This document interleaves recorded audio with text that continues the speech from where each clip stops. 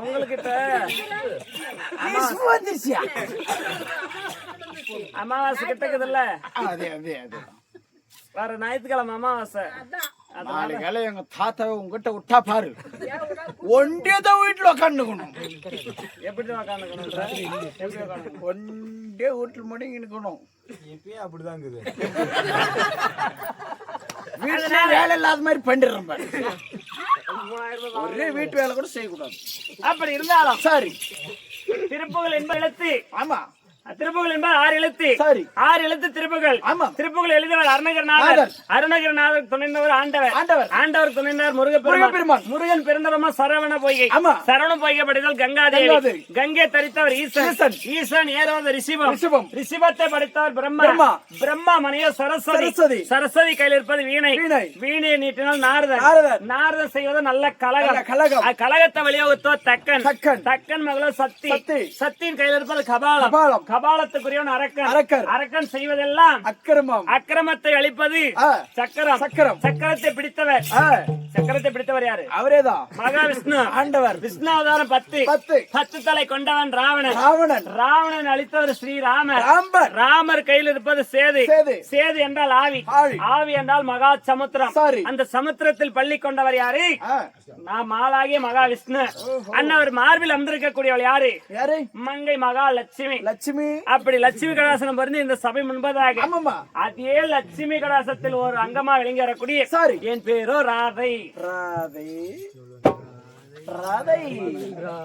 அப்படி சரி, ராதையாக இருந்தாலும் நான் வந்த காரணம் என்ன, எதற்காக வந்தேன் அப்படின்னு சொல்லணும்னா, தங்கச்சி ருக்மணி இருக்கிறா, சீக்கிரம் கூட்டணும் வாடாயாடா.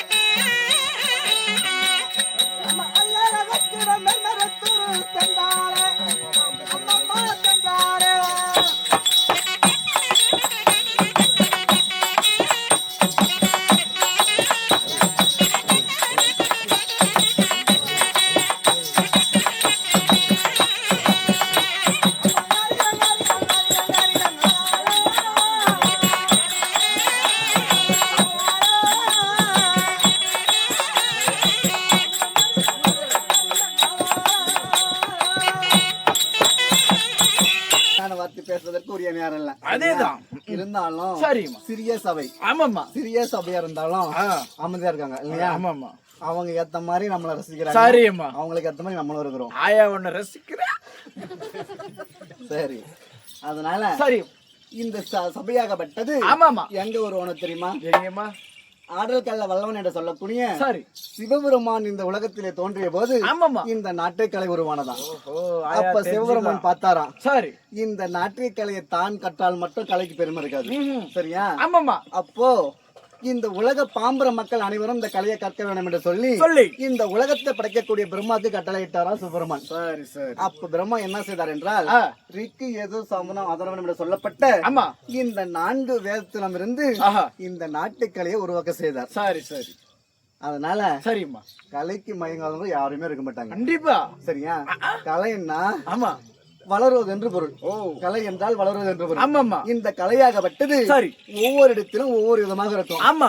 ஒருவருக்கு டான்ஸ் ஆடுறது பிடிக்கும். ஆமா. ஒருவருக்கு பாட்டு பாடுறது பிடிக்கும். ஆமா. ஒருவருக்கு ஓவியம் வரையறது பிடிக்கும்.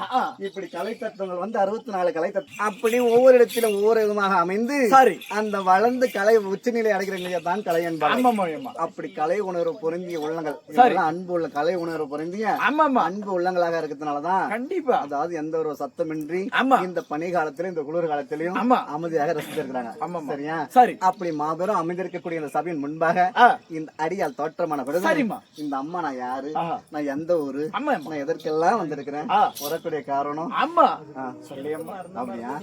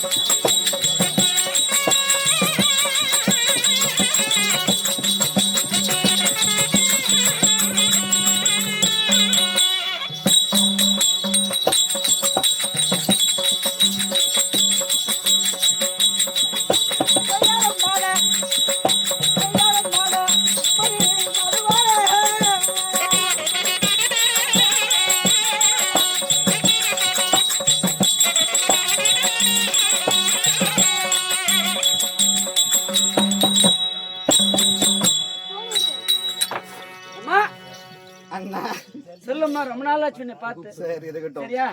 அப்படி இருந்தாலும் வைகுந்தத்திலே கோயிலாக விட்டிருக்கக்கூடிய யார் அவர்? அவர்தான் வைகுந்த வாசகர், மாலாகிய மகாவிஷ்ணு, ஸ்ரீமந்த நாராயணன். ஆமா. அவருடைய மனைவி என்று சொல்லக்கூடிய என்னோட பேரை வந்து ராத கிடைத்து ருக்மணி என்று அறிந்தா என்ன? அப்படியா? சரி, இருந்தாலும் ஏன் இவ்வளவு சீக்கிரமா வந்திருக்கிறேன்? ஆமா. வரக்கூடிய காரணம் என்ன? அக்கா ஏதோ காரணமாக அழைத்திருக்கிறாங்க. அக்கா பார்த்ததே உண்டானால் எதற்காக வந்தாலும் புரிஞ்சுக்கலாம்.